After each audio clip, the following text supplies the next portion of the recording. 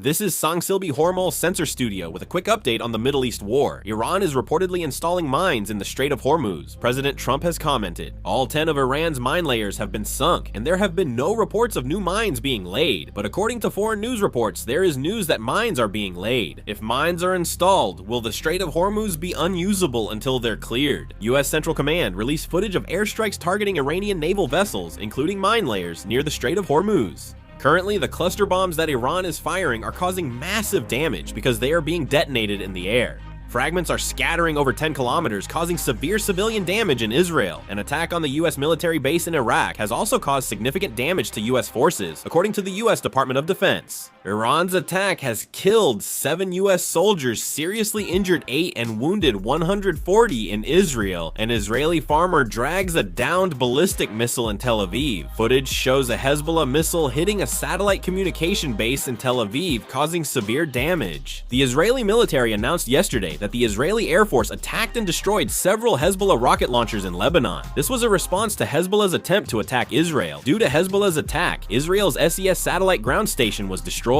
As a result, there are reports that air raid sirens are no longer sounding for missiles launched from Iran. Iranian media showed footage of the Iranian military launching Arash drones at the Haifa military facility and Ofek intelligence satellite center.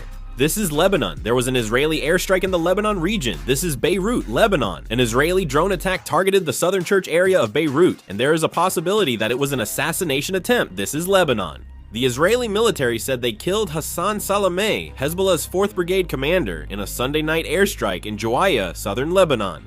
This is Erbil, Iraq. Additional footage has been released showing drones being intercepted over Erbil, Iraq. So far, there have been no reports of damage, but at least 4 drones have been intercepted. The Islamic Revolutionary Guard Corps has released footage of launching Ghadar, Ahmad, and K-Bar missiles during the 36th attack of the True Promise operation. The Iranian Revolutionary Guard Corps announced that they shot down 10 Israeli drones over the skies of Iraq, Isfahan, Tehran, Loristan, and Qom. The U.S. Central Command has released footage of attacks on Iranian vessels, including the Shahid Soleimani-class corvette and submarines. Is this the UK? 3 U.S. strategic bombers, B-1S, recently took off from the UK for the first time to attack Iran. Attacking Iran from Europe shortens the attack time and, unlike attacking directly from the U.S. mainland, allows for repeated sorties. Is that correct? Iran has stated that just as the U.S. and Israel have done, they will also carry out attacks on civilian facilities. They also declared that they must respond to every attack with equivalent measures, using any equipment and means necessary.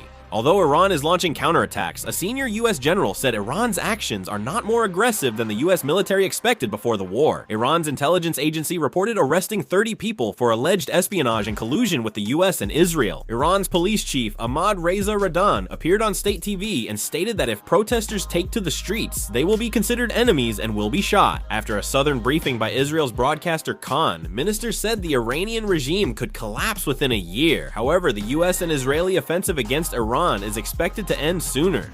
The report cited ministers and Israeli officials who attended the briefing. Canada's police have classified the incident in which 2 men fired multiple shots at the U.S. consulate in Toronto as a national security case. Currently, there have been a few terrorist attacks targeting public institutions or buildings with a high concentration of Jewish networks, mainly in Western countries. Al Ansari, spokesperson for Qatar's foreign ministry, said Qatar backs diplomatic efforts to ease conflicts and restore regional stability. He said that quickly coming to the negotiating table and stopping the attacks would not only benefit the people of the region, but also help strengthen international peace and security, as well as the stability of the global economy. Russia's TASS news agency, citing the Kremlin, reported that the Russian president had a phone call with President Pezeshkian. The Kremlin stated that President Putin reaffirmed his principled position during the call, emphasizing that the conflict should be de-escalated as soon as possible and resolved through political means. If more news comes up, I'll make and upload another video. This is the end. Thank you.